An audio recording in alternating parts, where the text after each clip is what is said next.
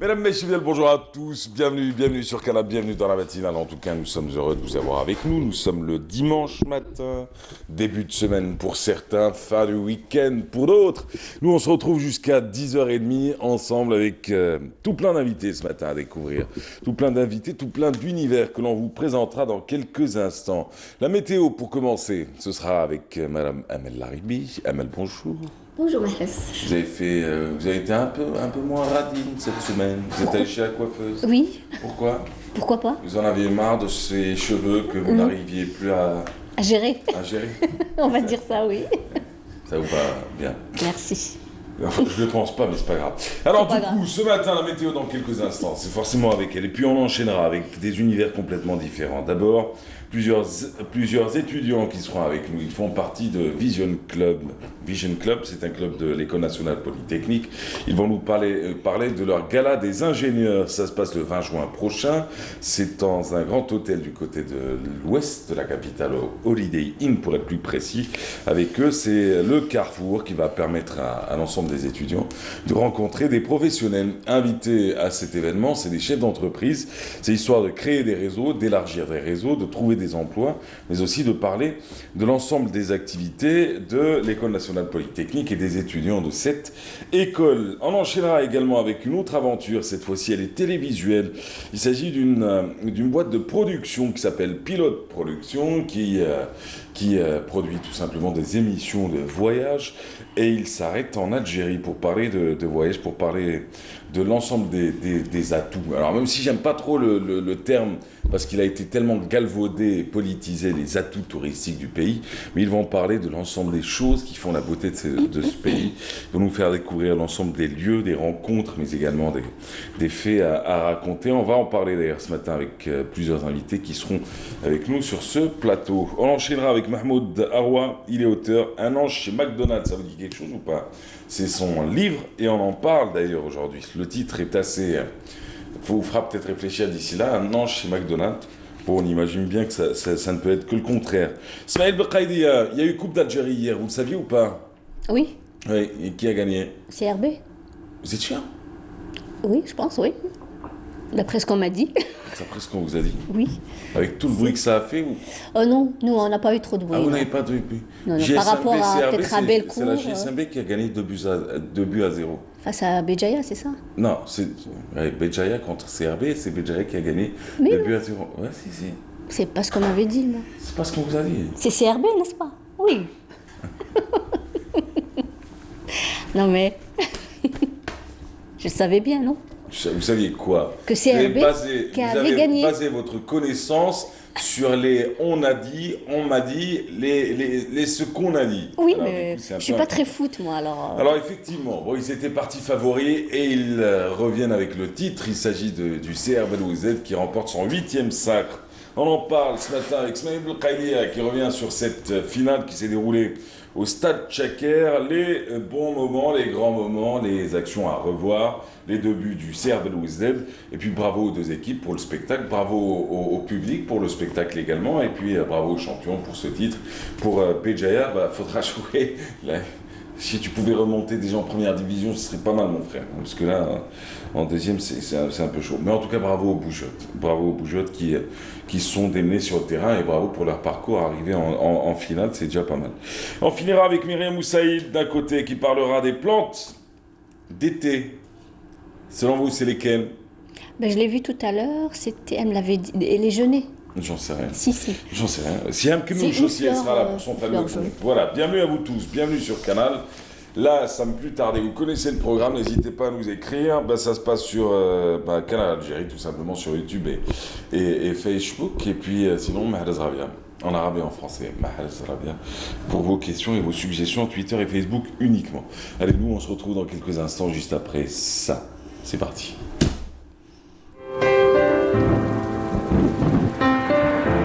Avec Mobilis, suivez l'air du temps. Mobilis, partout, avec vous. Ça va? Très bien. Ouais, ça va. Tranquille, vous aviez envie de vous défricher un peu? Exactement. D'enlever un peu la changer un touffe peu de que vous tête. aviez sur la tête? Oh, c'est trop dire quand même. Ouais, c'est... Là, vous avez mis un peu de couleur, non? Oui, c'est ça. Vous avez éclairci encore. Exact. Subhanallah. Subhanallah al-azim. Ouais, sincèrement, ça vous change. Merci. Je savais pas que ça vous rend plus joli, mais ça vous change. Ah, ça, vous pouvez pas le dire non plus. Ah oui. C'est plus fort que vous. Non, je trouve que vous êtes charmant. Merci. Voilà. La beauté, je la laisse pour ma femme. Sinon, vous êtes charmant. Tout à fait d'accord. Allez-y. La météo du jour. Les températures vont-elles baisser, oui ou non? Elles vont augmenter, surtout à l'est. Oh là là, ça va chauffer. Et on y va. On y va. Bonjour à tous et bon réveil. Eh bien pour aujourd'hui, on aura de la brume et des nuages bas en ce début de matinée sur pratiquement l'ensemble des régions côtières. Puis le ciel deviendra généralement dégagé près des côtes ouest, mais se voilera progressivement sur les régions de l'ouest avec développement de foyers orageux sur le plateau de l'ouest pouvant engendrer quelques pluies l'après-midi. Sur le centre et l'est, eh bien on aura un ciel partiellement voilé, mais toujours des formations nuageuses sur les hauts plateaux du centre et de l'est du pays avec des foyers orageux qui vont donner quelques pluies. Ces pluies vont évoluer en fin d'après-midi soirée près des côtes centre et est, parfois à caractère d'averse durant la soirée. À noter des particules en suspension sur le haut plateau du centre et l'est durant la journée. La moitié sud, eh bien, on aura un ciel plutôt voilé vers l'extrême sud, le Gard et le Tassil, avec développement de foyers orageux également, pouvant engendrer quelques pluies, parfois de la grêle vers ces régions. Et le ciel restera aussi partiellement voilé sur le Sahara central, le nord Sahara. Ailleurs, rien à ciel, le soleil va prédominer, avec toutefois deux fréquences de sable sur le Sahara central et le Sahara oriental. Les températures, eh bien, comme je vous l'ai dit tout à l'heure, elles vont augmenter, mais plus vers les régions est et le centre-est, avec toutefois un maximum de 40... C'est vous ce bruit? C'est pas bon. Qu'est-ce qui s'est passé? Je sais pas. Avec un maximum de 44 Vous avez degrés. mangé de la façolière? Non? Ah, c'est une chaise. C'est la chaise, je pense. Il fallait justifier, parce que je vous dis, hein. Là, ça s'affole sur Internet. Oui. Qu'est-ce qu'elle a, votre Miss Météo? Donc Je 44 vous degrés. rassure, c'est pas elle. 44 degrés à Taraf, 42 à Annaba, 40 degrés du côté... C'est quoi? Rien ne va. 43 degrés à Guelma, 27 à Alger, Oran et Tlemcen, 29 à Mascara, 33 à Tizi Ouzou, 38 degrés du côté de Sétif, 34 à Al-Biyad et Batna, 35 à Djelfa. Au sud, 44 degrés vers Biskra, 42 à Gardaya, 37 à Béchar, 36 degrés à Tindouf, 45 Hassim Saoud, Ouargla, 35 Tamanrasset, Janet et enfin 43 degrés vers Bodj, Bedjourtar et Il Gzem. On va faire un petit voyage cette fois-ci vers l'Europe où le ciel restera plutôt nuageux et pluvieux, plus exactement à Dublin, Bucarest et Bordeaux, partiellement nuageux à Londres, Paris également, Copenhague, Berlin, Prague, Budapest, également Rome et Athènes. Plutôt voilé à Berne, mais un beau soleil régnera du côté de la péninsule ibérique, également Varsovie. Côté température, eh bien, on relèvera 15 degrés à Dublin, 18 à Londres, 19 à Copenhague, 20 degrés à Paris, 23 à Bordeaux, 27 à Marseille, 22 à Lisbonne, 24 à Berne, 29 Budapest, 33 degrés à Athènes et Rome, en passant par les 28 degrés à Madrid. Voilà, je vous retrouve tout à l'heure, juste après le journal télévisé de midi, et d'ici là, très très bonne matinée. Avec Mobilis, suivez l'air du temps. Mobilis, partout avec vous. Voilà, il va faire chaud sur le centre, l'est, le centre-est et l'est. Voilà. Et l'ouest? L'ouest, ça va, ça va. Ouais, enfin, frais non, mais agréable. Ouais. Voilà. Comme disait un célèbre journaliste que j'ai eu la chance de côtoyer, oui. Ce sera pas plus pire. Pas plus pire, oui. Voilà. On ne pourra pas faire plus pire. Non. Et que j'aime d'ailleurs et que j'embrasse très fort d'ailleurs au passage. Hein. Je l'apprécie particulièrement ce jeune homme, ce monsieur. Bon, ben rendez-vous à midi, pour la prochaine météo. Exact. Sinon, tout va bien. Vous n'avez pas de vacances vous cet été, hein? Non, ça y est, je l'ai pris. Oui. Sinon, vous allez nager de quel côté? Hein? Sinon, vous allez nager de quel côté? Nager? Ouais, non. C'est pas encore prévu, non? Ouais, non, il n'y a pas... C'est fou, hein. 1600 km de côte, une capitale sur la côte et pas de plage où aller. Ouais, c'est malheureux. J'ai découvert une plage sur internet, hein, j'ai pas été. C'est à Kolo. C'est loin. C'est un peu loin quand même. Hein. Petit paradis avec des petits hôtels pas chers et tout. T'as l'impression d'être. Là, oui. Ah oui, t'as l'impression d'être. D'être. Après, moi j'aime pas trop faire. T'as l'impression d'être dans tel pays, tel pays. T'as l'impression d'être à D'être, et Kolo. puis c'est tout, voilà. Mais super. C'est une belle région, Ah, oui. Même Kolo, c'est une belle région. La Hein. tolérance, écoutez, Ouais. vous savez, la tolérance, vous avez la beauté du site, vous savez, Un site sauvage, hein. le fait que ce soit pas cher. Enfin, en même temps, il faut du cher et du pas cher. Il faut que le client puisse Quand choisir il y a de bonnes lui-même. prestations, c'est pas C'est grave. ça. Oui. Il faut que le client choisisse lui-même. Merci, madame. C'est moi. Merci beaucoup. C'est moi qui vous remercie. On se retrouve bon, le plus tard possible, Inch'Allah. J'attendais celle-là. Et puis, quant à nous, on se retrouve dans quelques instants avec des étudiants. Eux, ils font partie d'un club. Il s'appelle Innovation Club. Bah oui, c'est le Vision and Innovation Club de l'École nationale polytechnique. C'est comme un groupe, un club. Voilà, un club scientifique de l'École nationale polytechnique. Ils vont nous parler de l'Engineers Gala. Ça va se dérouler le 20 juin prochain. Ça se passe du côté de Chiraga, pour être plus précis, dans un grand hôtel. On va en parler dans quelques instants. On parlera de ce carrefour. Ce sera l'occasion de présenter des chercheurs d'emploi à des employeurs, mais également parler de ce qui se passe à l'École nationale polytechnique et faire rencontrer des chefs d'entreprise aux étudiants de l'École nationale polytechnique. Ça, ce sera juste après cette petite ouverture musicale avec Flicklen. C'est parti.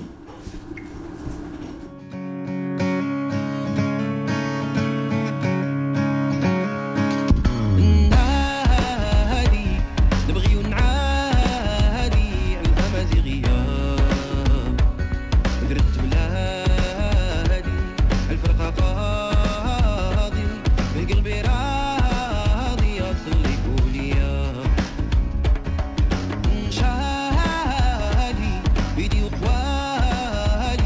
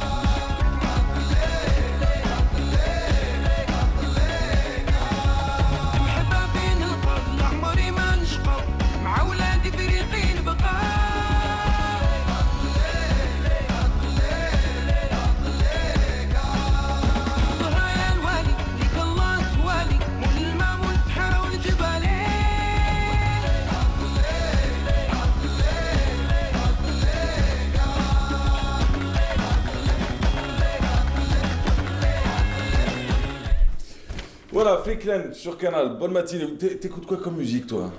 Principalement tout, hein. De tout. Ouais, bienvenue. Vous écoutez quoi comme musique? Oh, ça dépend, des fois des chansons turques, des fois. Des chansons turques? Oui. Subhanallah. Toi aussi? Non, Ah, le turc, non. Et vous écoutez? J'aimerais bien anglais, genre. Ah, vous aimeriez bien? Je pense qu'on est au resto et que je vais te servir de la musique, quoi. Non, genre, ce que j'aime est entendre, mais sinon, j'entends un petit peu de tout. Et...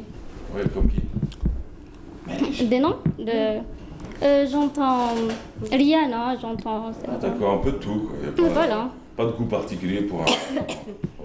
On va pas se prendre la tête non plus. Bienvenue à vous trois, bienvenue aux trois étudiants comme annoncé ce matin. C'est le Engineers Gala qui se tiendra le 20 juin prochain avec lequel nous allons ouvrir le bal ce matin.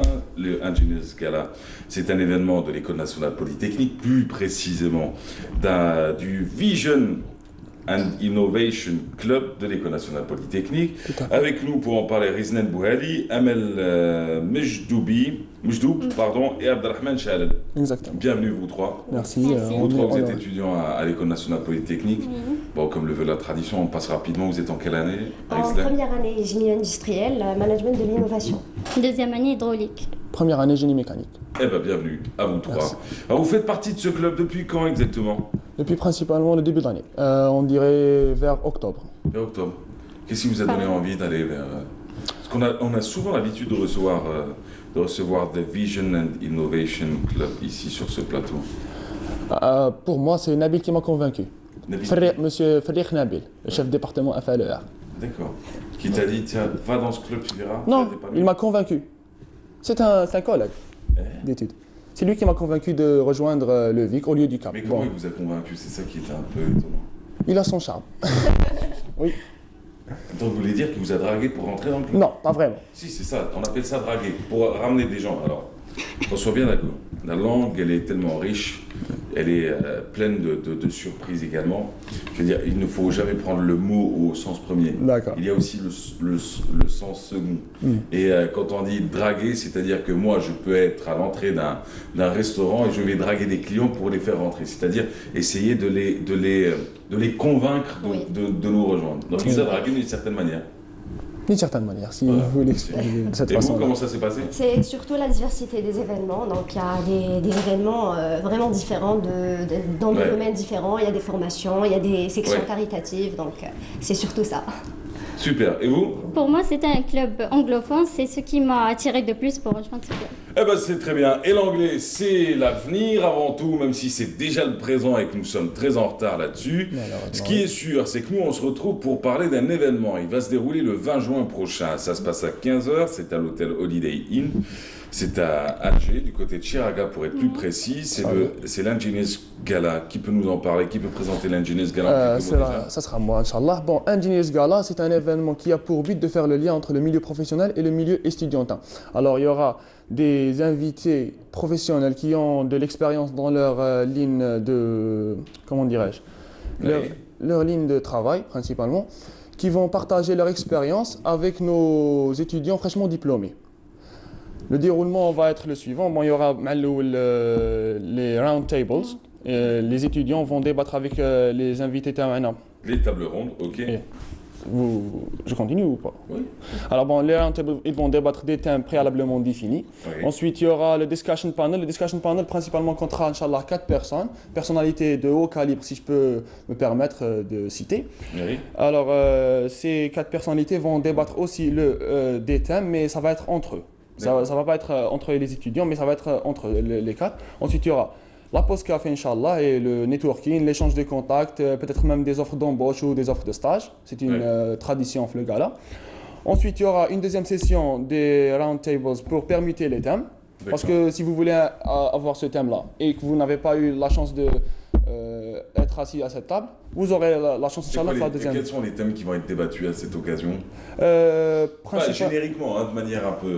Il y aura plusieurs termes. Ça va concerner l'entrepreneuriat ainsi que la recherche. Donc, ça dépend des invités, nos invités d'honneur. Et il y aura plusieurs thèmes, de l'industrie, Voilà. Il y aura plusieurs thèmes. Vous occupez de quoi, vous, dans cet événement? En fait, presque les trois, on s'occupe de sponsoring. On s'occupe, voilà, on cherche du sponsor pour cet événement. Des relations extérieures. Voilà. Pour être plus précis, c'est relations extérieures. Les sponsors, les invités. L'estimation. L'estimation Oui. du budget, voilà. Donc c'est les relations extérieures. Et vous en êtes où dans la préparation de cet événement? Oui, exactement. On est assez à l'aise. Assez à l'aise. Ah, ça y est, vous avez bien avancé, quoi. Oui. Oui, Oui. c'est bientôt Alhamdulillah. l'événement. là. Combien de chefs d'entreprise invités? Combien d'entreprises? On a une estimation de 30 personnes, enfin 30 invités d'honneur. d'honneur. Donc voilà, entre les chefs d'entreprise ainsi que les invités d'honneur. Donc il y aura un mélange des deux. Super, ça. Voilà. Pour l'instant, on a commencé à lancer quelques entreprises, quelques invités. Ouais. On va rester branché, on est sur la page. La page, c'est C'est VQNP. Voilà. VQNP. Vic, sur Facebook Qui veut et dire Vision and Vision Innovation Innovation Club. Club, École ENP, nationale c'est l'école polytechnique. nationale polytechnique. Ah ouais, c'est simple, quoi. Bien sûr. Hein. c'est basique. C'est basique, hein, ouais, c'est le terme. Je vous souhaite bonne chance. On Merci. salue les entreprises qui vous accompagnent. Capwork, c'est ça? Cap Cowork. Capwork, oui. En fait, Cap Cowork. Capcowork, pardon. Eh c'est ben oui, parmi ça, je crois que c'est les entreprises qu'on a déjà lancées sur les réseaux sociaux, c'est CapCowork, KSB, CEAL. CEAL. Eh ben, très bien. Il y aura Génial. Des entreprises citoyennes qui accompagnent Il les y en a étudiants, encore, et bien c'est tant sûr. mieux. Oui. Ah oui. En espérant qu'il y en ait plus, parce que Oui, bien sûr. Inch'Allah. c'est ce genre d'événement qu'il faut absolument. Il y a d'autres, évidemment, et pas des donneurs de leçons, ni on fait dans le populisme, mais c'est ce genre d'événement qu'il faut encourager, car ils permettent déjà de faire confronter les étudiants, donc l'avenir du pays, avec des chefs d'entreprise et des professionnels dans plusieurs secteurs, et puis ça leur permet aussi de développer leur réseau. Bonne chance, vous revenez quand vous voulez. Oui. Oui. Sinon, il y a quelque chose que vous avez oublié de dire? Non, pas vraiment. 1, 3, 2, 1, vous êtes sûr? Oui, Ça bien va sûr. aller. Oui. Ça va On aller. rappelle Tout à l'événement, fait. c'est le 20 juin. Oui. On peut toujours devenir sponsor de l'événement en vous contactant sur la page Facebook Oui. Tout à fait. qui s'appelle Oreo Vic, Vic, ENP. Vic ENP. Vic ENP. Alors, Et sinon, tout va bien. Oui. merci. Tout à fait. Et bonne chance et Merci. bravo pour ce que Merci. vous avez fait depuis le Merci début de l'année. beaucoup. Bravo à l'École nationale polytechnique qui est souvent sur le terrain, qui œuvre également sur le terrain et qui montre que les étudiants, c'est une force pour le pays. Inch'Allah. Allez, quant à nous, on se retrouve dans quelques instants et on va enchaîner avec un tout autre thème à suivre. On va parler d'aventure, voyage pour faire découvrir l'Algérie avec plusieurs invités, mais on parlera aussi d'un livre, Un ange chez McDonald's. Bon, ça va pas ensemble en même temps, et c'est ce qui est intriguant et c'est à découvrir, ce sera tout à l'heure dans la matinale. Mais juste avant, on va parler du tourisme écologique. C'est parti et c'est signé sur Adel Khlour. Allons-y. Édifié sur un site rocheux, Tafilelt a su par sa splendeur et la nature fertile de Beni Yisken séduire des visiteurs au point de se positionner comme destination phare pour le tourisme écologique. Ville éco-citoyenne par excellence, l'Oqsar est une expérience humaine particulière pour atténuer les effets du changement climatique des oasis. L'idée de Tafilet, du parc, c'est un parc zoologique utile. Fait des animaux de Sahara, l'enfant il va savoir ce que c'est la gazelle, ce que c'est la peluche, le dromadaire, ainsi de suite. Et il y a un côté utilité, donc il y a des chèvres, il y a des poules, il y a des moutons. Alors, درنا la charte هذه morale, الناس اللي قبلوا ils signent فيها ses droits et ses obligations. Parmi ses obligations, il faut qu'il fasse le tri des ordures fait d'aro. Donc quand il lui reste un peu de pain, voilà où est-ce qu'il le met. Du couscous, voilà où est-ce qu'il le met. Des épluchures, ainsi de suite. Alors en contrepartie, ces droits, ces enfants, ils ont le droit de venir bénévolement là, comme quoi un milieu urbain, à la nature. Deuxièmement, chaque un mois et demi, on leur donne une plaque d'œufs, de 30 œufs, on leur donne avec 3 ou 4 kilos de viande. Ce qui fait, c'est du gagnant-gagnant. À Tafilelt, les rues sont étroites pour conserver la fraîcheur, enlacées pour couper la force des tempêtes de sable. L'espace est organisé pour permettre la vie en communauté, tout en préservant l'intimité familiale. Les maisons se distinguent par leur simplicité et leur fonctionnalité. C'est l'architecture ancestrale qu'on a essayé de prendre tous les côtés positifs d'Aha et on les a adaptés, bien sûr, au style moderne. Là, à l'intérieur, il faudrait que la famille du XXIe siècle s'y retrouve très bien. Alors, l'architecture, on a utilisé premièrement les matériaux locaux au maximum, c'est-à-dire la pierre, la chaux, le plâtre. Et il s'est avéré que ce sont de très bons isolants phoniques et thermiques. Elle est à l'échelle humaine. Vous remarquez que même la hauteur des maisons, il y a une moyenne de 2,62 m à 65-66 cm. Ce qui fait, même pour chauffer, ou là pour aérer, ou là pour climatiser, il y a une économie d'énergie. Psaltefilelt, une expérience inspirante à suivre afin d'harmoniser entre l'architecture, le développement durable, la préservation de l'environnement et le cadre de vie. On va en parler là ce matin, c'était du tourisme écologique que l'on racontait ce matin avec notre très chère consoeur. Alors nous allons parler de tourisme toujours, ça tombe très bien avec deux invités qui ont fait le déplacement pour nous retrouver. Avec nous Jamal Rajab, bienvenue. Bonjour. Alors vous êtes voyagiste d'un côté, vous êtes directeur logistique pour une grande firme que l'on va citer là tout de suite, c'est National Geographic. Exactement. On y revient dans quelques instants, on parlera de cette aventure que vous menez en Algérie. Yann Tchakaloga, bienvenue à vous, oui. Bienvenue sur le plateau. Alors vous êtes réalisateur. Oui. Vous êtes passionné de voyage. Ce qui vous réunit aujourd'hui en Algérie, c'est ce marathon que vous êtes en train de... Marathon assez speed. Hein. Ouais. Vous êtes là 15 jours en Algérie pour tourner une série d'émissions. Alors, qui veut ouvrir le bal? Qui veut commencer? Bon, je lui donne la parole. Oui, je suis une cinéaste anglaise. Bienvenue à vous chez vous.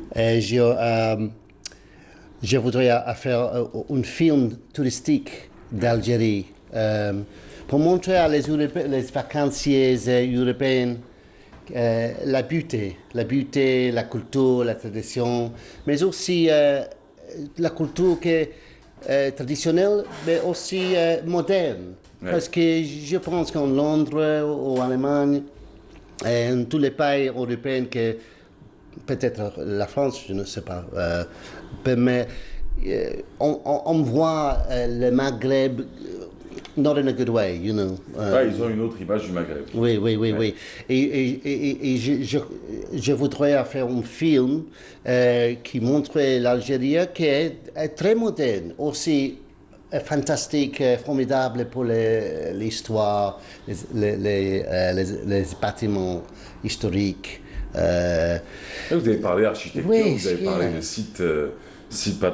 du patrimoine, vous avez parlé également de géologie, de la beauté du pays. Alors, juste pour savoir, ce qu'il faudrait expliquer juste, c'est que monsieur Ian Tchakaloga, il est et anglais et italien, d'où cet accent mélange. Hein. Oui. Vous avez un petit mélange entre les deux. Alors du coup, mais c'est pas grave, ça vous va très très bien, j'ai envie de vous dire, bienvenue en Algérie, bienvenue pour cette aventure. Okay. Alors, mais est-ce que vous avez connu l'Algérie avant d'avoir eu envie d'aller tourner en Algérie?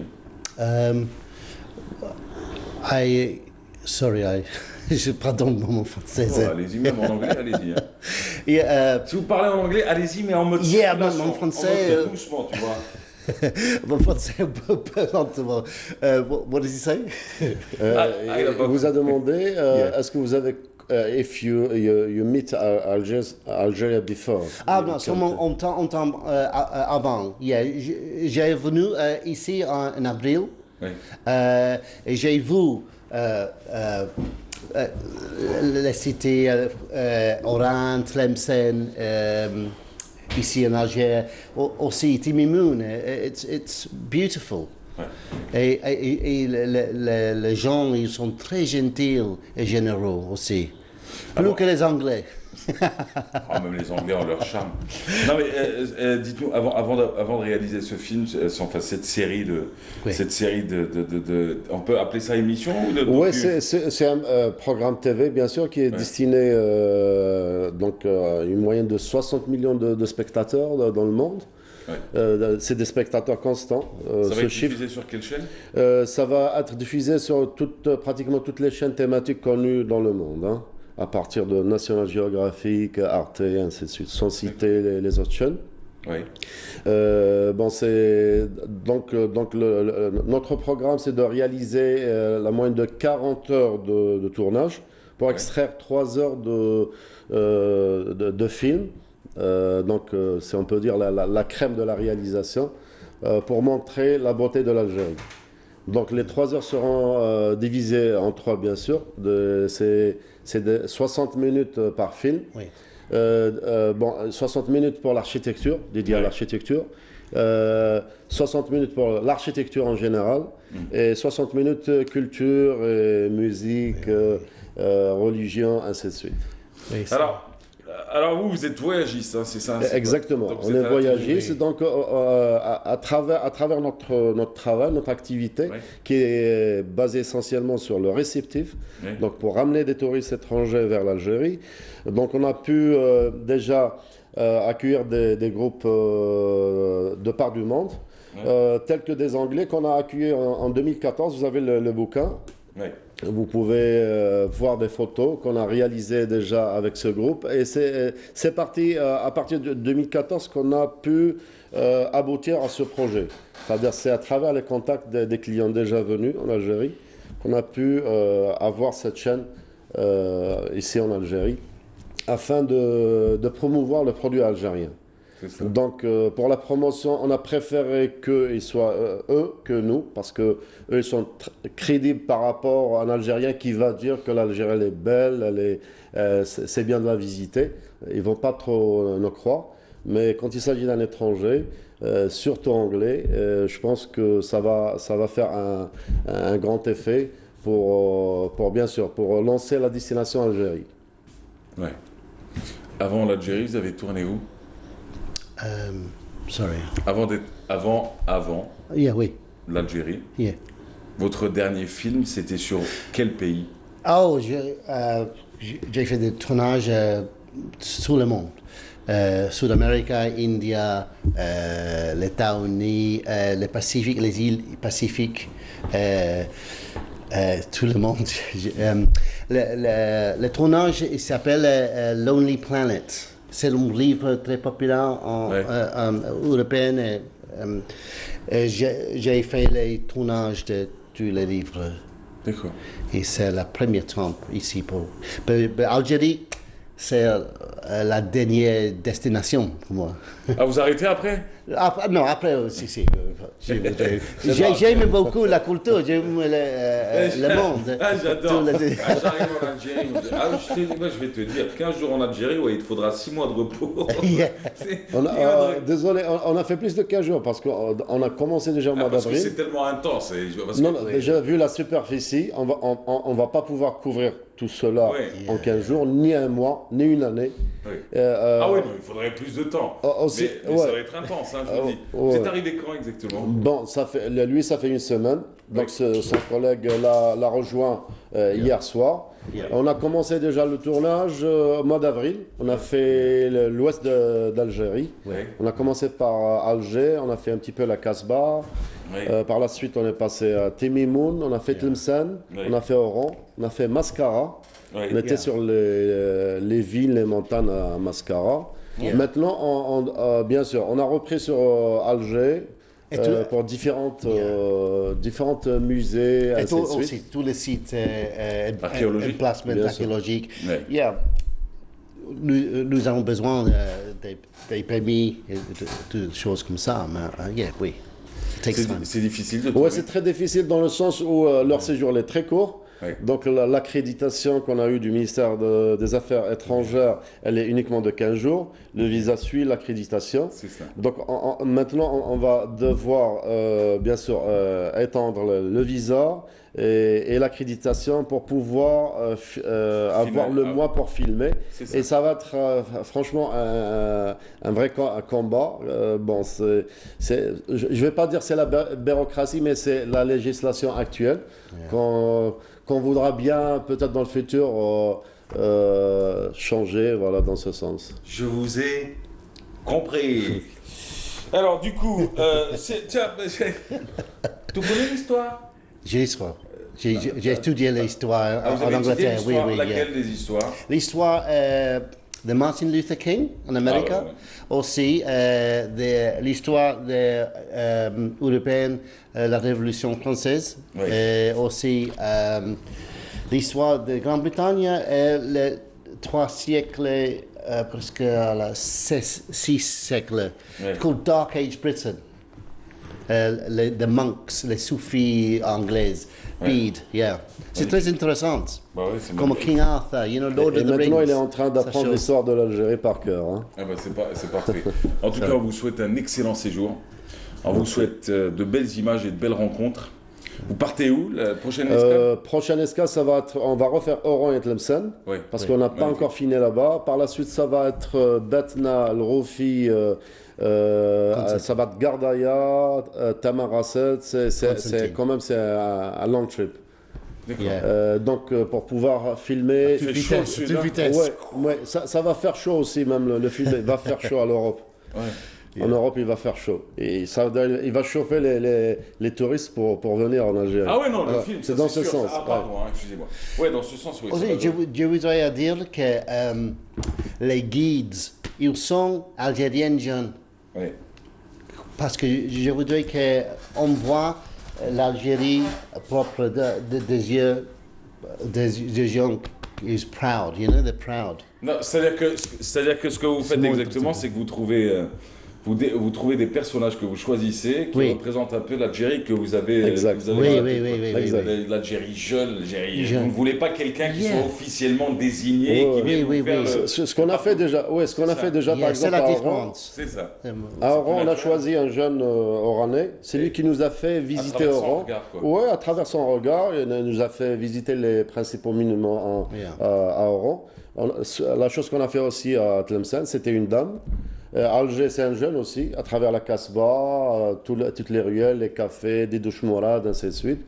Donc chaque ville, il y a un représentant, comme ça qu'on choisit soit à travers le net ou bien à travers nos contacts personnels. C'est ça. Bah, je vous souhaite bonne chance. Merci. Un pilote de production d'ailleurs. Merci. Notamment. Merci Eliane Chakalouga. Merci. Thank you very much. Merci d'avoir été parmi nous. Rappelons que vous êtes réalisateur. La série d'émissions nommée Beauté Algérie. Beauté Algérie. Et Jamal Rajab, vous êtes voyagiste, vous êtes directeur logistique pour une grande Merci à vous aussi. Merci de nous avoir accueillis. C'était un plaisir de vous recevoir. Un plaisir partagé. Thank you very much. Thank you. Oh, you speak English good. Très bien, parfait. I speak English like a Pashtun. You could. We could have carried on talking English. No, you can talk in English, but you go slowly, just slowly. Yes, same. Yes.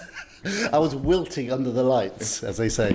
Ça a été non, pas. Très bien. On vous remercie davantage. Merci à vous d'avoir été là en tout cas. C'est un plaisir et bonne chance pour votre voyage. Merci. En croisant les doigts. On va en tous les cas peut-être ce soit rallongé encore une fois. Peut-être on va se revoir à la fin. Bien évidemment. Pour ramener un résultat, Inch'Allah. Eh bien, bienvenue à vous. Alors, vous restez installés 2 minutes. Alors, nous, le temps pour nous d'annoncer cette petite balade au palais Khdaouch Lamia. Je ne sais pas si vous l'avez vu, c'est à la Casbah d'Alger. C'est un superbe palais qui date de plusieurs siècles déjà. C'est Sabrina Khlefi qui a tourné ces images. On se retrouve juste après.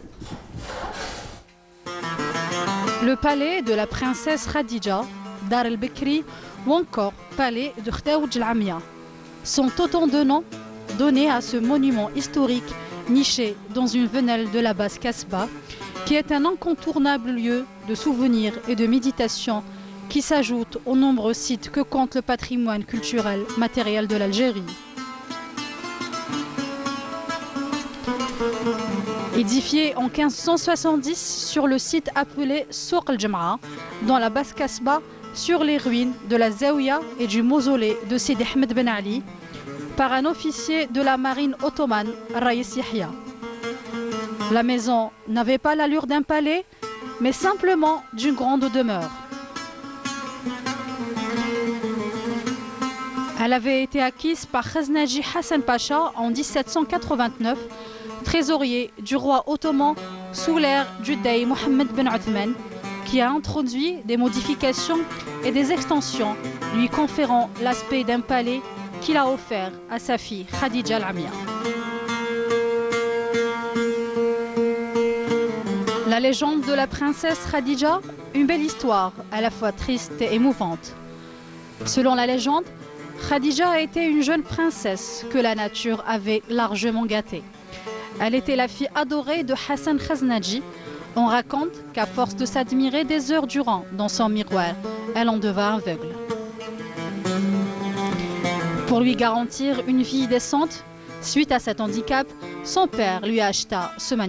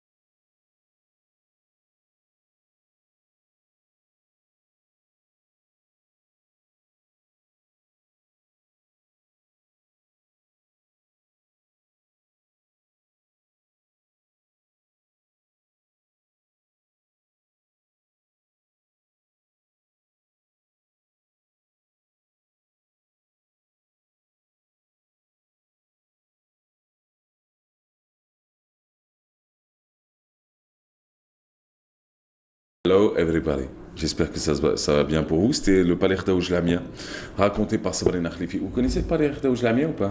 Oui, oui. C'est la Casbah. Ça fait longtemps. Ça fait, ouais.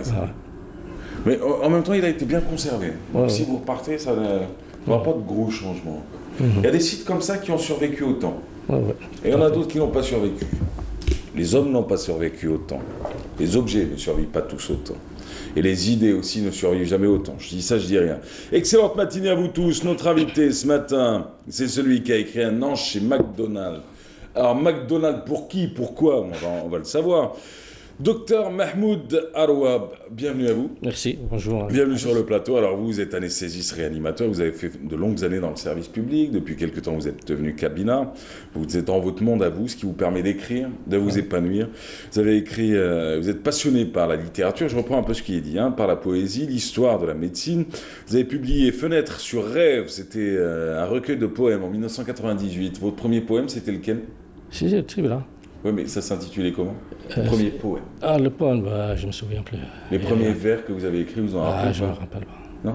Ça fait très longtemps. Oui, mais donnez-moi quelque chose comme ça de la poésie.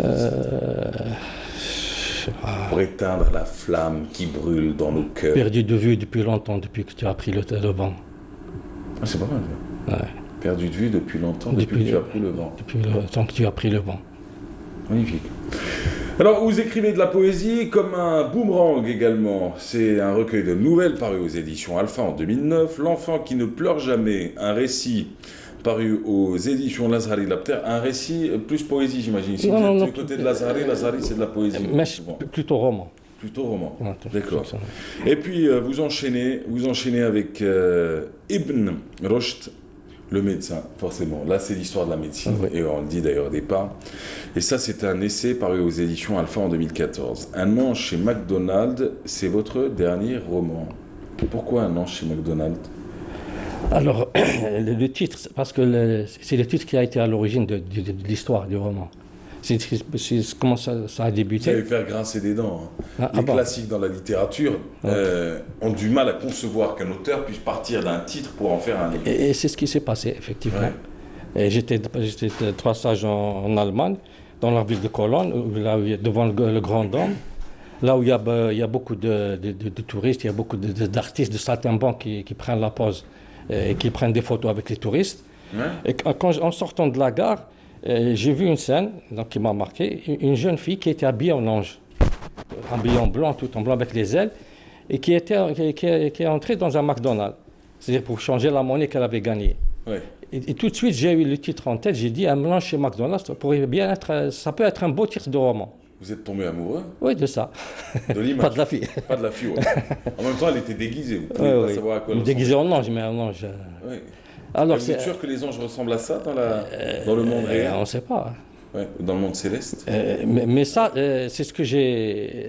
C'est l'image qui vous a marqué? Et à partir de là, c'est quelques temps après, il a fallu 1 année ou 2 ans, et j'ai commencé à imaginer cette histoire. Alors, l'histoire, c'est Hans, le neurochirurgien à l'hôpital universitaire de Bonn, c'est comme ça qu'on dit? Oui. Alors, il n'arrive pas à se remettre de la perte brutale de sa fiancée, Alicia, ça s'est passé 1 année auparavant, une jeune fille, pointe à la ligne, une jeune fille nommé Kim, se déguise en ange sur la place du Dôme de Cologne, comme vous le dites, et prend la pause devant les touristes de passage.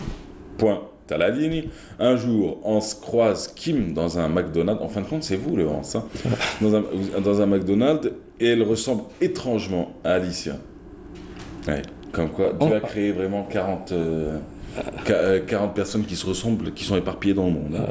Alors, étrangement à Alicia, et commence alors un véritable chassé-croisé entre la mystérieuse fille et le jeune médecin en quête de vérité. Alors, docteur, désolé de vous le dire, je vais poser les questions basiques, mais qui quelquefois peuvent être intéressantes, peuvent être plus ou moins intelligentes. Le Hans en question, qui est neurochirurgien, c'est un peu vous?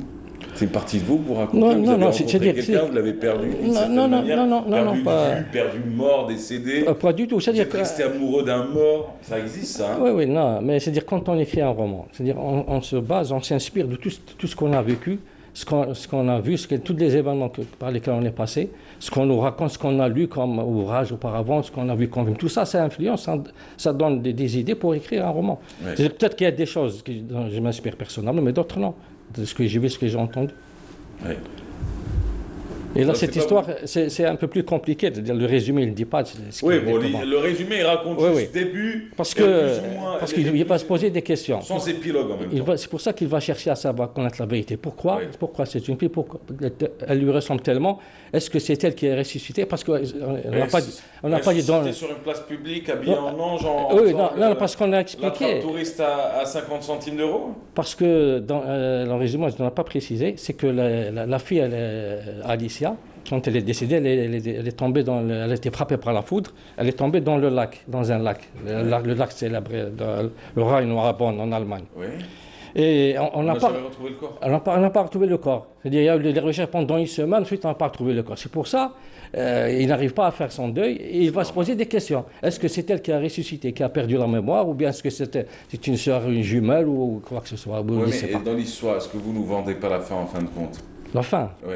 Comment ça? Non, je ne demande pas la fin, mais est-ce que vous ne dites pas en fin de compte la fin? Est-ce que c'était elle? Je ne dis pas, il ne faut pas le dire. Mais ce que je peux vous dire... Vous mettez sur une piste, non, je vais vous montrer dans une piste, parce qu'il y a un ange, il y a vraiment un ange. Ah oui. C'est un ange qui est... Il y a un ange qui est habillé en ange, un vrai ange.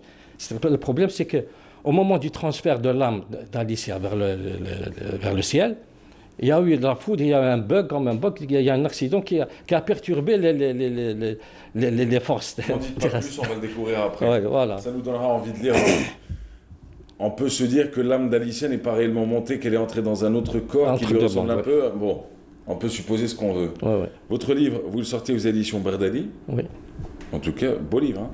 Beau livre, belle qualité. Il n'y a rien à envier. Merci. Ce livre-là, vous l'avez présenté ou pas encore? Si. Pardon? Il a été présenté, oui. Présenté? Oui. Sorti quand exactement? Au salon, dernier salon. La dernière semaine du salon, c'est le dernier jour du salon du livre. Vous êtes arrivé le dernier jour? Et il est sorti en cours du salon. C'était. En même temps, c'est une bonne maison d'édition, Berdali. Et donc, du coup, qu'est-ce qui... Mais, ok, c'est très bien. Vous parlez d'une histoire d'amour, vous parlez de l'amour des morts. C'est un roman fiction, on l'aura compris. Il y a du suspense, il y a de l'aventure, il y a beaucoup de choses. J'imagine qu'il y aura une fin plus... Vous laissez les gens sur leur fin, ou est-ce que vous êtes... Non, il y a une fin. Il y a de l'espoir, il y a une fin qui est... Il y a une fin, quoi. Il y a un point. Oui, il n'y a pas... Non. Vous faites pas du Amin Malouf, quoi. Ouais. Alors, du coup, belle histoire à découvrir, en tout cas. Ça se passe chez Berdali Édition. Ça s'intitule Un ange chez McDonald's. Mais vraiment pas mal le titre. Hein. Sincèrement. Il est venu tout seul. Hein. Ouais, non, sincèrement, c'est Et pas j'ai mal. voulu le changer plusieurs fois, j'ai pas pu, avant de sortir. Ils vont être contents. Hein. Ah ouais. Vous êtes le seul qui parle de McDo en bien. Ah ouais. Alors, tout le monde attaque McDo, les chercheurs et autres, sur l'obésité. C'est une coïncidence. C'est une coïncidence. Pour une fois, une histoire d'amour. Une belle histoire d'amour. En tout cas, on vous souhaite beaucoup de succès. Merci. C'était un plaisir de vous rencontrer. Merci. Et de vous avoir avec nous ce matin. Je vous remercie aussi. Vous le signez bientôt, cet ouvrage? Je les signe un peu dans les librairies. Ouais, mais il n'y a pas un prochain rendez-vous? Si. Mais je sais, c'est pas encore programmé. C'est pas encore programmé. C'est après le Ramadan, on va voir. Vous êtes déjà sur l'écriture d'un nouveau livre ou pas? Si, il y a un livre qui doit sortir peut-être au prochain salon, qui est déposé chez l'ANEP. Ouais. Et la fille qui regardait la mère. Ah, c'est pas mal. Là, ça se passe ici, dans un hôpital, dans le milieu médical. Ah, vous vous éloignez jamais de votre vie Parce qu'il y a de l'inspiration, on trouve de la matière. Hein. C'est ce que vous disiez tout à l'heure. Oui, on trouve de la matière. De Ah oui, il y a de la matière, donc pourquoi pas. Ouais. Elle est triste l'histoire?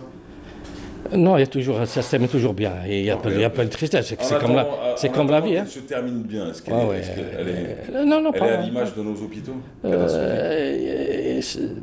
C'est objectif, c'est objectif. Ouais. Ce qu'il y a. C'est pas la description idéale, non, mais c'est ce qui se passe.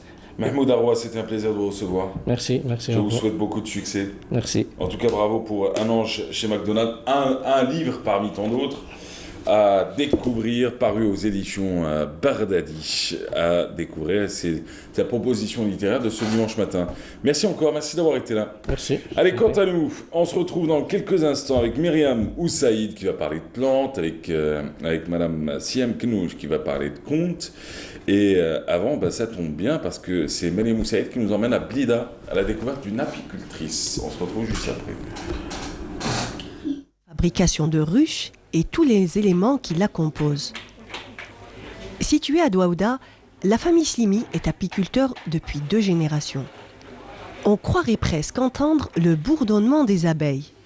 L'organisation de cet atelier nous fait penser à celle d'une ruche. Le matériel, la formation et la production de miel est un métier que Naïma Slimi suit minutieusement avec ses frères. كنا نخدموا كل حاجه مانيوال بالمنشار وكل حاجه مانيوال ومن بعد طورنا الميدان هذا تربيه النحل ولينا نديروا بزاف لي ريش ولينا نلقاو الكتابه تاع النحل نقراو عليهم باش ندو معلومات ولينا نديروا دي كونغري في الخارج. العسل في القديم في الستينات ولا كان عندنا غير العسل الغابه اللي معروف عند كاع جميع الناس ومن بعد طورت شويه ولات العسل تاع البرتقالي تنحى وحده في فصل افريل فتره افريل وعسل كيدوس يتنحى في الصيف ودوكا ولينا نحبوا اكتشفنا بلي يجونا الناس من على برا باغ يجونا من الصحراء ولا يقولوا لنا اروحوا ديروا عندنا السدره ولا الحرمل ولا اكتشفنا هذه الطرق ولينا نروحوا للمناطق الخارجيه على جال باش يكون عندنا التنوع والتنوع هذا يهم المستهلك باش ديجا كي قاعد التنوع ديجا يدير فيك ثقه. Atman Slimi suit l'élevage, l'entretien des ruches, la transhumance et la récolte du miel. La vie des abeilles, il la connaît sur le bout des doigts. Un monde géré par l'organisation, le travail et la discipline. C'est ce qui le passionne et qu'il apprécie au quotidien sans jamais se lasser. Le plaisir تشوفيه في النحل كي تكوني تخدمي تحسي بلي موند كما نقولوا ربي وحال النحله هذه تشوفي عجب في صنادق سواء عسل سواء نحل سواء اللي لارف سواء تشوفي كاين بليزير تحسي به وتخليك دائما تحبي تروحي تولي تستناي لو لوندوما وقته يكون باش الصباح تنوضي الطوموبيل وتجي للريشي تاعك تخدمي مام يقرصك النحل اكسيتيرا مي تخليك تحبي الميتي تاع النحل. La wilaya de Tipaza compte 886 apiculteurs et produit 4500 quintaux de miel annuellement. Elle occupe ainsi la 3e position sur le territoire national. جميع اللي يحب يلجأ لينا المؤسسه في دواوده رانا كيما قلت نوفروا لهم الرغبه ديالهم وما يهمناش السن يعني اي واحد يحب يجيب غير اللباس ديالو لا ما عندوش كاين متوفر عندنا والسن ما يهمش باسكو الانسان كيكون متقاعد ولا يقدر يشغل روحه ب10 صناديق ولا واي انسان في البيت ديالو عنده متر كاري يقدر يدير صندوق واحد تاع تربيه النحل ولا 2 ولا يولي ويقوت ولادو ومامتو يولي يدير ثقه في الخاليه ديالو يولي ياكل منها. Grâce à la formation et au soutien de la Chambre d'agriculture de la wilaya de Tipaza, la production de miel augmente d'année en année, ce qui fera baisser sensiblement le prix de ce nectar. Et le portrait, c'était à Douaouda et non pas à Blida, comme ce que j'ai dit. Oui. Voilà. Douaouda n'est pas loin de Blida, mais Douaouda, c'est une autre wilaya que Blida. Madame, bonjour. Bonjour. Ça va bien? Très bien. Tranquille? Oui. Ouais. Aujourd'hui, vous venez nous parler de Bérard d'un côté. Oui. Et de l'autre, du genêt. Du genêt, ouais. C'est une bien. belle trouvaille. C'est pas mal. C'est beau, hein. C'est Après, très beau. C'est de saison ou pas? Oui, bien sûr. Ça sent, hein. Ça sent très très bon. Ça sent le chat qui est passé par là, surtout. Non, pas le chat, non, impossible. Le chat qui a levé le bras. Non, impossible. D'où je l'ai ramené, il n'y a pas de chat. Non. Vous êtes sûr? Ah oui, oui, oui. Madame, bonjour. Bonjour. Comment allez-vous? Très bien, un petit peu fatiguée quand même parce que bon, j'ai fait une randonnée hier. Vous êtes allé où? À Miliana. Et ça tombe bien, on commence avec vous. Miliana. Miliana, c'est pas mal ça. Qu'est-ce qui se passe à Miliana? C'était une date assez importante hier pour la ville de Miliana, et là c'est une date tragique. C'était le jour où il y a eu une très très grande bataille entre l'armée qui défendait les territoires nationaux, l'émir Abdelkader, et le maréchal Vallée. Malheureusement, il y avait des forces qui n'étaient pas égales, équilibrées, et Miliana est tombée hier, un 8 juin 1840. Donc, l'association des Amis de Miliana a proposé de faire une randonnée, suivre... Sur les traces de la bataille? Non, sur les traces de l'émir Abdelkader et son armée qui est descendue de Miliana jusqu'au lieu de la bataille. Ouais, ah oui, d'accord, sur les lieux du parcours de la bataille, pour aller vers la bataille. Pour sortir de Miliana et aller vers les champs, enfin là où il y a eu... il faisait chaud. Il faisait chaud, C'était un 8 juin 1840. Tout à fait. Imaginez que eux, ils étaient habillés en cuir, avec 10 arbres et 10 chevaux, pas très en forme parce qu'il n'y avait pas d'eau. C'est parti, la chute de Miliana. La chute de Miliana. Ah oui, en 1840, ça a existé malheureusement. Un pays historique qu'il faut absolument raconter et découvrir avec ce matin, madame. Comment tu s'appelles déjà? Faites bien la paix, hein. C'est avec nous, c'est parti. Miliana, avec ses ruelles fleuries, ses platanes, sa célèbre rue de l'émir Abdelkader, et tout au bout, son musée. Nous rencontrons un groupe de randonneurs accueillis par l'association des Amis de Miliana, regroupés juste devant la statue de Lapointe. Ils sont là pour emprunter un chemin historique et très particulier. Nous marcherons sur les traces de pas de l'émir Abdelkader et son ami Ségalel pour arriver jusqu'au lieu où, un certain 8 juin 1840, a eu la bataille de Miliana, une bataille tragique, là où l'émir Abdelkader a été vaincu par le maréchal Vallée. Le 8 juin 1840, il faut comprendre d'abord que Miliana faisait partie du Dar Sultan à l'époque ottomane. Et les Français, quand ils sont arrivés donc en 1830, le 5 juillet 1830, ils ont axé leurs efforts sur les environs d'Alger et particulièrement sur la partie ouest de l'Algérie. Les troupes françaises ont avancé vers la partie ouest de l'Algérie et ont rencontré bien sûr une résistance qui petit à petit s'est organisée autour de l'émir Abdelkader. Une vieille cloche sonne le départ et c'est parti. D'abord sur un sentier bien touffu au milieu des jardins et des vergers. Superbe occasion. D'habitude, notre association, l'association des Amis de Miliana Agriculture, organise des conférences dans des salles. Et maintenant, on veut commémorer des événements in situ sur place. Pour nous, c'est la meilleure manière d'expliquer à la jeune génération des dates historiques, comme celle d'aujourd'hui, qui est le 8 juin 1840. C'est l'occupation de la ville. Il y a eu une très grande bataille qui a eu lieu 5 km sud de la ville de Miliana. Il y a même l'émir Abdelkader et son khalifa Ben Allal qui a participé dans cette bataille avec toutes les tribus berbères avoisinantes, ce qui compose actuellement la wilaya d'Ain Difla, les tribus Bni Farh, Bni Massar, les Jindel, Bni Zugzug, Bni Ghamriyan et l'Annab. Actuellement, ça c'est toute la wilaya d'Ain Difla qui a participé dans cette bataille. Après les chemins luxurieux, les vallons et les terres semées de blé doré, nous arrivons chez Sidi Boulfred, un des premiers martyrs de cette bataille tragique.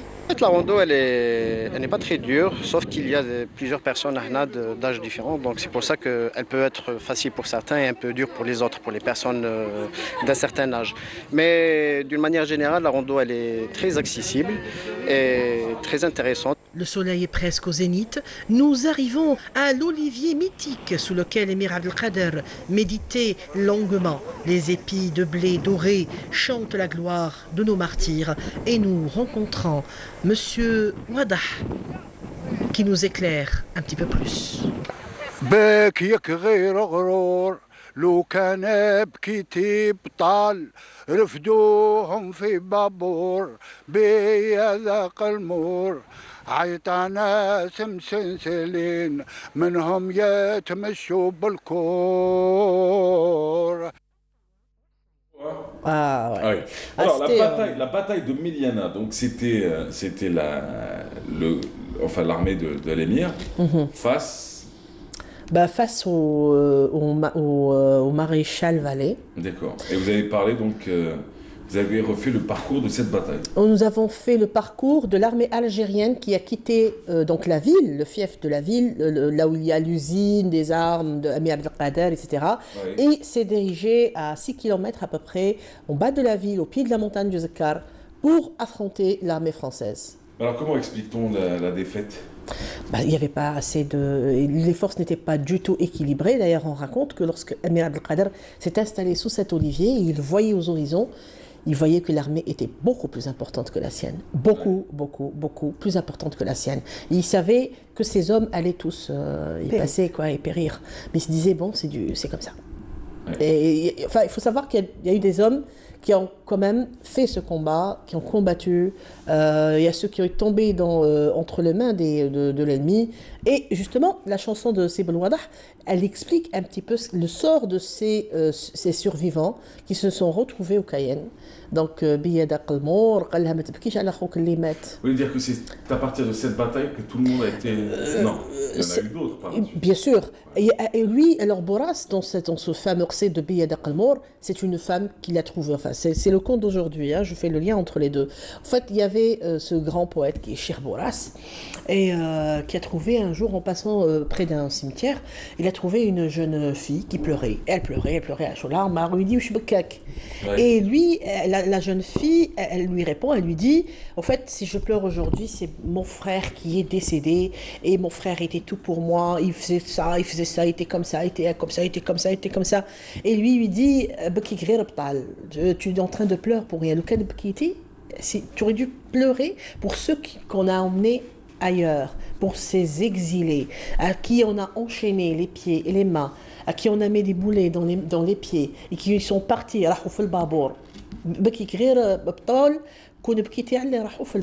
sont partis, ils se sont jamais revenus. Jamais revenus. C'est-à-dire que même les gens qui ont perdu cette bataille, ceux qui sont morts, ils sont morts, mais ceux qui sont restés en vie, nouvelle génération en Nouvelle-Calédonie. Imaginez qu'ils n'ont jamais revu leur maman. C'est ça. Et je pense que c'est très lourd comme poésie, c'est très lourd comme histoire. Et être là-bas sur les lieux et imaginer qu'il y avait des gens qui comme vous et moi, avaient une vie, avaient une famille, etc. Et puis hop, ils se retrouvent sur les mers, Babour, et partir ailleurs, dans un milieu qui n'est pas... Alors, lors de cette expédition, qui étaient les personnes qui ont fait le parcours, l'un des parcours de combat de l'émir? C'est-à-dire, je n'ai pas compris votre question. Qui étaient les visiteurs avec le Barah? Oui. Oh, c'était des gens comme vous et moi. C'était des Algérois qui ont des passionnés d'histoire, de randonnée aussi. Il y avait des enfants à qui on racontait. Ici, c'est la tante de Sidi Boulfred, c'était un ami d'Émir Abdelkader. C'est le premier, c'était l'éclaireur, le sentinelle qui est passé et qui a été tué sur le chemin, etc. Et puis on partait. Là, c'est une source d'eau où l'armée a bu, a pris 5 minutes de repos avant d'arriver. C'était un chemin et on racontait des choses. Et c'était très sympa. C'est un parcours histoire, quoi. Très sympa. Ouais, mais juste pour savoir, vous êtes sûr que l'olivier en question, c'est l'olivier de l'émir? D'après les gens, l'Arche... l'émir se reposait à chaque fois. Alors l'Arche, oui, quand il était Miliana, oui. Ouais. Parce qu'en fait, c'est des terres privées qui appartiennent à une très très grande famille de Miliana et qui est au fait sûr que c'était l'olivier mythique, c'est-à-dire que ça s'est raconté chez eux de père en fils et tout le monde connaît cette histoire. Ouais. Donc voilà. Très bien. En plus, quand c'est un olivier, on sait très bien que les oliviers ont une durée de vie très... Non, mais c'est très mythique. long, oui. Déjà, l'olivier, c'est un arbre qui dure et qui perdure. exactement. Et l'olivier, c'est aussi le symbole de la paix, le symbole de plein de choses. Donc franchement, c'est très mystique. Parce que votre olivier, il devrait avoir, normalement, je ne remets rien en question, hein, mais il devrait avoir plus de 2 siècles. Oui, c'est pas énorme. Oui, mais c'est clair. Pas beaucoup. C'est jeune pour un olivier. Oui, c'est très jeune. C'est jeune, hein. Bah, très oui, il y a jeune. des oliviers qui ont Qui 1000 ans, qui datent de l'époque romaine. Ouais, c'est fou. Ouais. Et qui donnent toujours des olives. Merci madame. Merci pour toutes ces infos et merci pour cette balade. Très sympathique. belle D'aller sur les balade traces de l'émir, de l'une des batailles de l'émir, enfin le cheminement qu'ont fait les compagnons et les guerriers de l'émir et l'émir pour cette bataille, celle de Méliana, et qui signe d'ailleurs la chute de Méliana. Oui, Ouais. c'est à partir de cette date 1840 que le Zokar est tombé. Exact. Madame, vous avez décidé de parler d'abord du genêt, le genêt. Plante d'été, c'est ça? Plante de saison ou plante... Oui, de saison, qui est en fleur en ce moment. Donc, c'est une plante qui pousse dans les maquis, sur les montagnes, à une certaine altitude. Donc, le genêt, ouzo en kabyle, qui est vraiment en ce moment en fleur et qui sent très bon. Et très fort aussi, donc vraiment quand on passe... Je ne sais pas si l'association que je viens de faire dans ma tête est correcte. Laquelle? C'est le nom d'une ville, en fait, je sais. Exactement, Okay, donc Tizi Ouzou. Okay. Voilà, donc Ouzou, en rapport à cette plante, un petit arbrisseau qui fleurit à partir du mois de mai, là en juin. La ville des genêts. Voilà, la ville des genêts. C'est en référence à ça? Oui. C'était en référence à ce jaune, vraiment, c'est vraiment un jaune, hein, jaune soleil. Jaune donc, canari. c'est le jaune canari. Donc on jaune comprend soleil. les couleurs du GSK. Voilà. Ouais. On les appelle les joueurs de la ville des genêts. Hein, Donc c'est en rapport avec, même aussi au niveau des couleurs, c'est une couleur que l'on retrouve beaucoup dans les tenues vestimentaires, c'est vraiment la couleur qui caractérise cette région. Voilà. Et en plus, elle est assez spéciale parce que d'abord elle est sur une tige, c'est une fleur qui n'a pratiquement pas de feuilles, ou très peu, donc c'est une tige souple qui est utilisée pour plein de choses, puisque même en médecine, ils ont trouvé tous les bons côtés, et tous les bienfaits de cette plante, et en même temps elle a une particularité, c'est qu'elle ne donne pas de miel. C'est une plante qui a uniquement du pollen. Donc quand les abeilles viennent, on va dire, butiner sur les fleurs, elles ressortent pleines de pollen jaune et lourdes de pollen. Et en même temps aussi, la fleur est très particulière parce que si on la regarde de près, vous verrez qu'elle ressemble un peu à un papillon. Elle a un pétale qui est droit, et après une espèce de petit bec. C'est vraiment très original comme... c'est comme un orchidée un petit peu, effectivement. Donc quand moi je l'ai vu, c'est un petit peu ce rapport que j'ai fait avec le genêt. Dans quelle région il pousse, Mahrez? Alors il pousse en Europe, il pousse au Moyen-Orient. En Chine. J'ai l'impression que toutes les plantes pensent ça. Non, cette fois-ci, non. Comment ça? Au Moyen-Orient, en Europe et au nord de l'Afrique. Et en Europe, pendant des années, on en faisait des balais, puisque les tiges sont souples et, on va dire, assez résistantes. Pendant très longtemps, c'était des balais. Et on enlevait forcément les pétales. Bien sûr. Alors, les pétales étaient utilisés pour faire des remèdes. Il faut savoir qu'elle a beaucoup de bienfaits. Donc, moi, personnellement, je ne l'ai jamais utilisée, mais l'ancienne génération connaissent bien les vertus de cette fleur. Eh ben très bien. Et cette fleur, on peut la retrouver partout. Partout, du et moment on peut où la vous verrez... ramasser sans se préoccuper du propriétaire en question. Pas du tout. Ça pousse un peu partout Voilà. sur les hauteurs. Donc celles-ci viennent de la région d'Irelale. Voilà, ça va, elles ont tenu il faut vous dire qu'elles ont tenu le voyage. Voilà, elles sont là. Cette commune d'Irelale qui m'intriguera toujours. Pourquoi? Parce qu'elle est plus proche de Borj qu'à Béjaïa, et pourtant c'est la wilaya de Béjaïa. De Béjaïa, oui. Ah ouais, Et c'est vrai que c'est loin. Ah, vous avez des interrogations un peu étranges. Bah oui. Oh. Les gens y habitent. Ouais, mais c'est bien. Merci, madame. Vous aimez le foot? Vous aimez le foot? J'ai une question, tiens. Quand vous étiez à l'école, vous avez fait une dispense de sport ou pas? Non. Jamais? Non, j'étais handballeuse, non. Ah bah voilà, alors vous restez là, on va parler de Coupe d'Algérie dans quelques instants. Vous aimez le foot? Pas vraiment. Pas vraiment, mais je sais qui a gagné hier quand même. Hein. Faut pas oublier. C'est la Gessaoura. Je suis une belle courtoise, il faut savoir.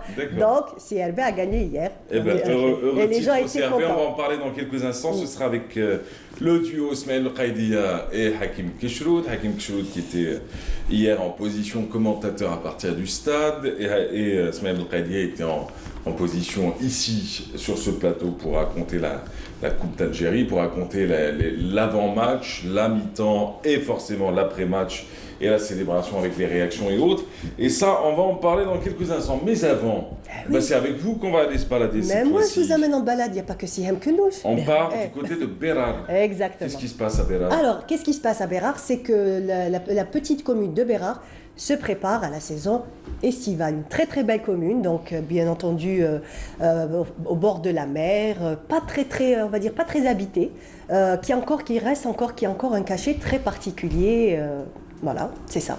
Donc moi je vous propose d'aller voir parce que c'est beaucoup plus beau en images. C'est parti. Berar, raconté par Madame. Comment tu s'appelles déjà?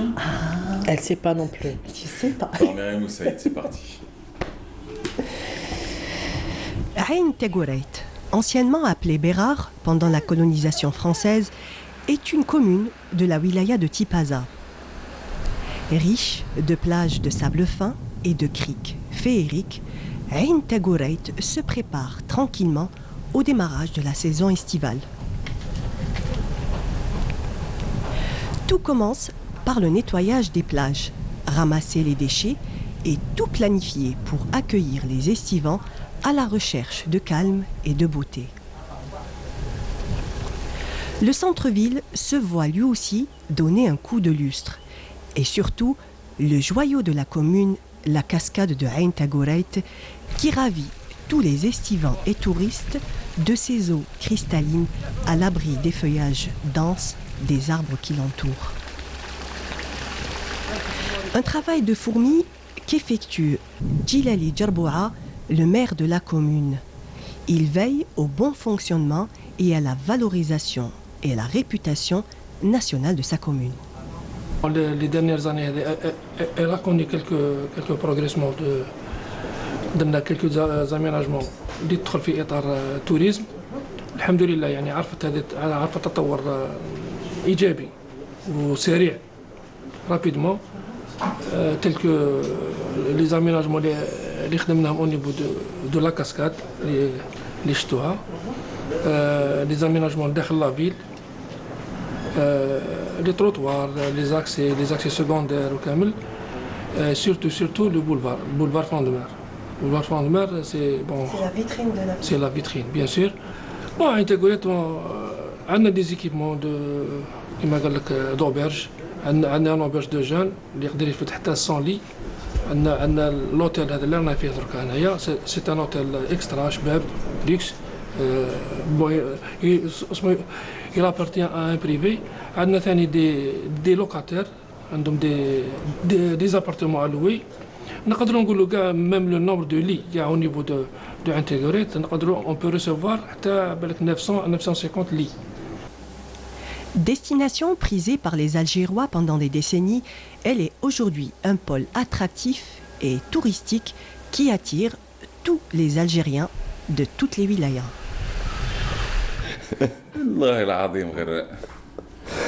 Comme chaque matin. Comment allez-vous? Ça va, merci. Bonjour Mahrez. Ok. Bonjour à toutes et à tous. Ouais. Bien? Cool. Ouais. On va parler de votre Coupe d'Algérie. Notre. Le résultat était un peu étonnant. Mais... De la coupe. Non, mais c'était mérité pour le Serbe vous êtes. C'était mérité. Bon, déjà, je reconnais une chose. Vous n'avez pas été injuste. Vous avez été juste sur le fait que effectivement le CRB était favori. Qu'on le veuille ou non, équipe de première contre équipe de deuxième, déjà, équipe qui n'a pas joué depuis 40 jours et une équipe qui joue depuis, qui est quand même sur le terrain, c'est différent. Bon, bravo aux deux équipes, bravo au CRB, et puis... Mais alors, je dirais juste une chose, vous êtes des misogynes par contre, messieurs. Il y avait deux dames qui voulaient rester là, qui voulaient assister à votre spectacle. Et vous avez dit, nous on parle pas de foot devant les femmes. Et je ne suis pas d'accord. Non, on n'était pas contre le fait qu'elles restent. On les a libérées parce qu'elles partent en reportage. Alors, Mais il faut dire que l'on ne s'attendait pas à une aussi belle prestation de la GSMB. C'est-à-dire, bon, c'est vrai que le CRB partait favori, il n'y a rien à dire. Le plus important, c'est de marquer et de gagner. Non, la GSMB a marqué. Et alors, le but a été refusé. Et le but a été refusé. Et vous étiez sur le terrain, vous. Oui, Alors nous, on était mieux placés parce que nous... Ah, vous, l'écran, c'est mieux que d'être sur... Non, eux, ils ont pu voir, on a pu revoir l'action. Voilà. Et en plus, à l'inverse de nous qui étions au stade. Et on avait aussi des experts en arbitrage, experts internationaux. Alors, et même lui... Il ne sert à rien de polémiquer. C'est fini, non, c'est fini. Mais la JSMB a marqué en premier ou en deuxième? En premier. Juste avant d'encaisser. Eh oui, pourquoi je te dis que c'est un fait? Bon, c'est que 3 minutes avant le premier but du CRB, le but refusé de la GSMB, et sur l'action... Est-ce qu'il a changé la donne? La physionomie, c'est normal, parce que quand on encaisse... Soit vous êtes sincère, soit j'attends... Non, je suis très sincère. Tout le monde... écouter Mahmoud Djibour. Alors, moi, je suis très sincère. Tout le monde a parlé du fameux retourné dans la zone de vérité, chose qui est interdite par la réglementation du football quand il y a jeu dangereux, ce qu'on appelle un jeu dangereux. Quand il y a jeu dangereux, ça veut dire que quand la semelle du joueur touche la tête... Béchari était avec moi. Qu'est-ce qu'il en pense? Il a dit que le but était très valable, sauf il n'était pas le seul qui avait une faute avant. Que personne n'a vu. Un petit coup de coude qui a été fait dans la surface de réparation et tout le monde a vu l'action. De toute façon, on est là pour expliquer, mais on est là pour décortiquer. Que l'arbitre avait sifflé. On va le voir il y a les images, on va voir les images. Vous allez voir qu'il y avait le retourné où il n'y avait pas de faute puisque les deux joueurs se sont jetés avec un pied levé. Donc il n'y a pas lieu de siffler la faute là-dessus. Le but en lui-même, il est valable, mais sauf qu'avant l'action, il y avait déjà une faute et on va la voir sur l'occasion. Là, on commence tout d'abord par cette belle ambiance qu'il y avait au stade Mustapha Tchaker, un stade plein à craquer. Les supporters ont tenu leur promesse, le spectacle était d'abord Ils étaient présents, ils ont joué leur rôle, le 12e homme a joué son rôle, il a été présent, il a été derrière les deux formations tout au long des 90 minutes et même voire avant, puisqu'on rappelle, les portes du stade ont été ouvertes à 9h du matin, il a fait une chaleur terrible à Blida, a félicité tous ceux qui ont fait les déplacements, a félicité également l'organisation, même s'il y a eu quelques échauffourées juste avant le coup d'envoi, on ne va pas se le cacher, tout le monde l'a vu, c'est passé, il y a eu quelques petites échauffourées, heureusement la sécurité a été rétablie juste avant le coup d'envoi de cette rencontre et la partie a pu démarrer dans un fair play total, que ce soit sur le terrain, que ce soit dans les tribunes, et tant mieux, et le match de foot, certes, il a été moyen, je pense. En fait, dans sa première mi-temps, il a été moyen, mais dans la deuxième mi-temps, pour moi, c'était un véritable match de coupe. Il y a eu des actions, il y a des occasions de but refusé, 2 buts après. En fin de match, toute l'équipe de la JSMB qui va pour tenter de revenir. Mais bon, là, c'est l'occasion, voilà, l'occasion du fameux ciseau. Regardez la faute tout au fond, le coup de coude y a pas de faute, qui a été donné. Voilà. Alors, après le ciseau, j'ai pas vu, moi, ça. le but, certes. Maintenant, on revoit. Voilà le coup de coude, il est là. Le coup de coude qui a été sifflé par l'arbitre Saïdi, qui a été, il faut le rappeler, le trio arbitral a été tout simplement excellent lors de cette rencontre. Ils étaient présents. C'est le coup de coude qui a été sifflé par M. Saïdi, il faut le rappeler. Ce n'est pas la faute sur le retourné sur le ciseau qui a été sifflé. Ça, c'est pour être clair, net et précis. Il n'y a pas de coup de coude. Je ne suis pas tout à fait d'accord. Il n'y a pas de coup de coude. Il est monté, il fallait bien qu'il sauter devant moi. On revoit l'action bien comme il faut. Si on la revoit, vous allez voir qu'il avait le coude avancé. Et c'est la faute qui a été sifflée. Vous avez déjà vu quelqu'un sauter avec les épaules comme une limace? Il a le bras décollé du corps. Je suis pas arbitre. En plus, ce n'est pas l'attaquant qui remet le ballon, c'est le défenseur. C'est le défenseur qui remet le ballon. Il ne l'a pas gêné, en plus. Et voici très bon du match. C'est même pas l'attaquant qui fait la passe décisive. Voici le coaching gagnant, le tournant du match. C'est l'entrée du jeune Bousseliou. Excellent, qui donne un bon ballon pour Sayoud. 76e minute de jeu pour l'ouverture du score. On est d'accord que sur l'action d'avant, elle a changé la donne. Oui. C'était 3 minutes avant. C'était 2 minutes. 2-3 minutes avant. Voilà, donc ils n'avaient pas le temps de se relever de cette occasion qui s'encaisse un but, les Béjaouis, qui n'ont pas démérité lors de cette finale, il faut le rappeler. Ils ont joué crânement leur chance, malgré le manque de certains joueurs, malgré le manque de préparation. Et là, le troisième but, voilà. Le troisième but, il n'y a absolument rien à dire. Oui, mais le gardien est très beau. Avant. Voilà. Et c'est toujours le jeune Bousseliou, passeur-buteur, et avec Sayoud, passeur-buteur également. C'est les deux qui ont réussi à faire gagner ce 8e trophée au Chahel Ouliadi. Alors, petit Bousseliou, natif de Ain Qchra, c'est entre El Melia et Kolo, et c'est dans une région extraordinairement belle, il faut la voir, et c'est des gens qui jouent au football comme ça, par essence. Hein. Par essence, c'est leur jeune âge. Ah oui, bon, je connais un, je pense que c'est son oncle, mais il jouait déjà, à un jeune âge, il jouait très bon gaucher, donc quand j'ai vu son père, enfin le petit, je crois qu'il a une relation parentale avec lui, mais c'est quelqu'un de... Je crois que c'est génétique, le football. Hein. Wallah. Et ils ont beaucoup de jeunes, Ouais. Le CRB, donc on le rappelle, qui n'a pas démérité, certes, ils sortent donc d'une période assez compliquée. Ils terminent bien la saison avec ce trophée, tant convoité, le 8e, donc ils rejoignent l'USMA, l'Entente et le Mouloudia avec 8 trophées en tête du classement des clubs les plus titrés en Coupe d'Algérie. Le record. Ils renouent. Et Hakim, un record historique. Pour Amrani, qui devient le premier entraîneur algérien à avoir remporté 4 Coupes d'Algérie et avec 4 clubs différents. C'est l'histoire. Mob de Béjaïa, l'Aïsso Schlef, Tlemcen et bien sûr le Shabab Riadi de Belouizdad pour finir. Et le Shabab Riadi de Belouizdad qui va renouer avec les coupes continentales. 2 ans après avoir décroché donc le dernier trophée, le Shabab Riadi de Belouizdad, il renoue cette fois-ci encore une fois avec la Coupe de la Confédération africaine et le retour d'un grand club également sur le plan continental qui est le Shabab Riadi de Belouizdad. Et dommage pour la GSMB qui sort avec la tête haute. Arriver là, c'est déjà pas mal. Vous savez, le CRB est parti au début de saison avec moins 6 points. Il a perdu un match. Enfin, moins 3 points. Et on lui a il a perdu un match sans le jouer. Voilà, ils ont perdu, ils ont été défalqués. Et après, bon, à la fin de la saison, il se maintient, il prend une coupe. Et vous savez, à la phase allée, il était déjà relégué. Et l'arrivée de Amarani, il faut dire, mais aussi du groupe qui est là, qui a supporté financièrement l'arrivée de Aller, toute une administration. Eh bien, ils ont pris le club du néant et regardez, en un peu de temps, en quelques mois, regardez où structure en entreprise, parce que j'ai entendu parler de l'ouverture de leur nouveau siège. Ah oui, à Saïd Hamdin.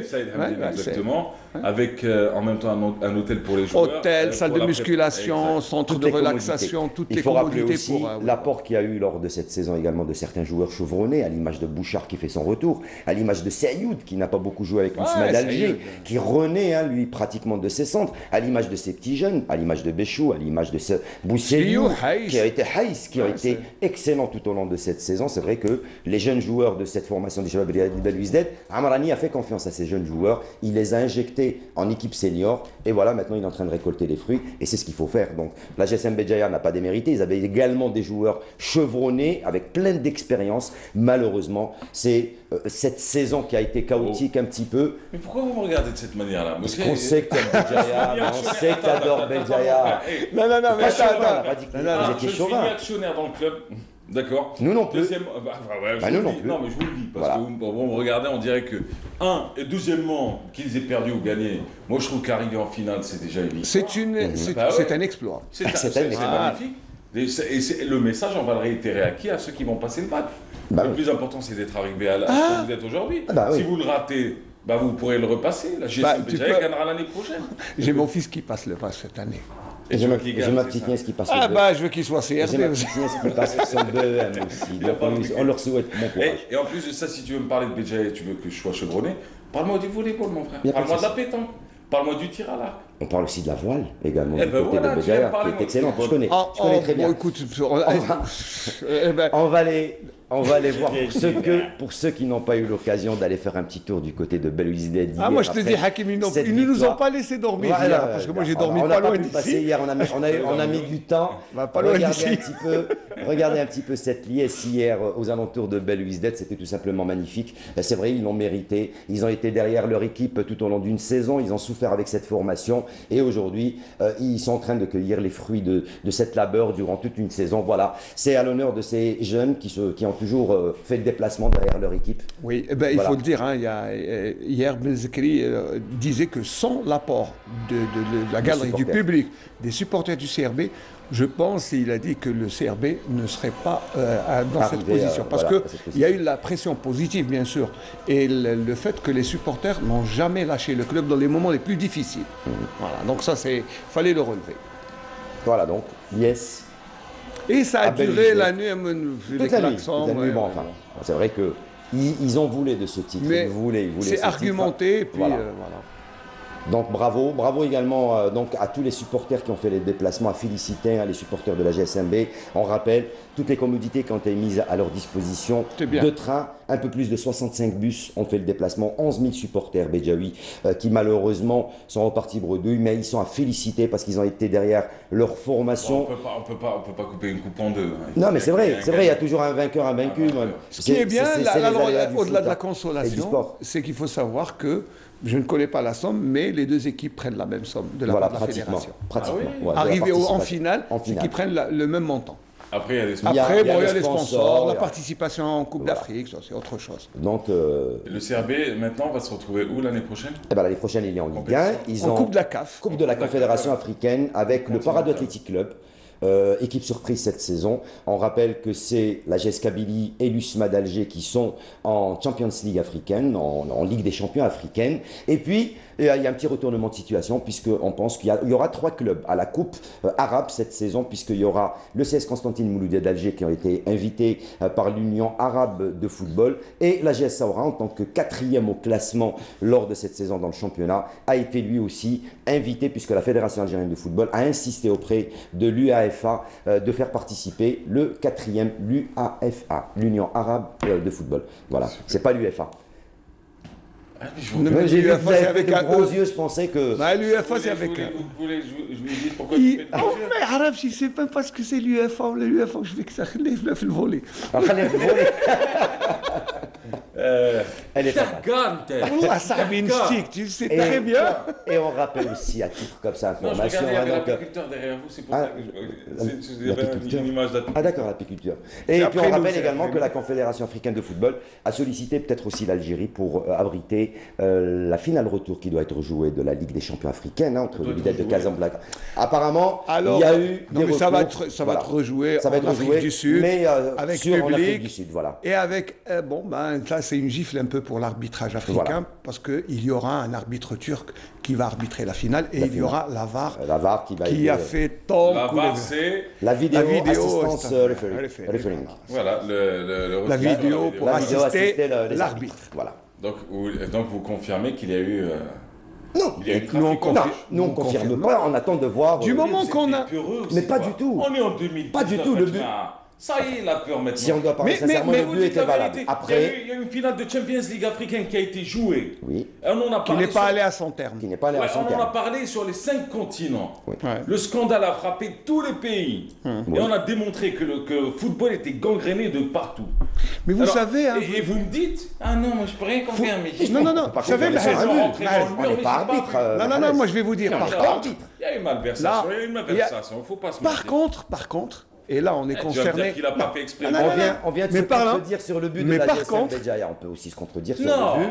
Non, sur le but de la GSM Béjaïa, c'était dans le jeu. Il y a une action qui peut être lue différemment, puis c'est réglé. Mais le but de la Ligue des Champions, c'était aussi dans le jeu, je pense. C'était pas ça. C'était pas la même chose. C'est le but la Ligue des Champions. Non, mais attendez. Je vais dire quelque chose. Ne prenez pas les gens qui nous regardent pour des idiots. Mais pas du tout. Mais laissez-moi parler. Je peux donner mon avis. Mais les gens qui vous regardent, ils lisent la presse, ils savent ce qui se passe. Oui.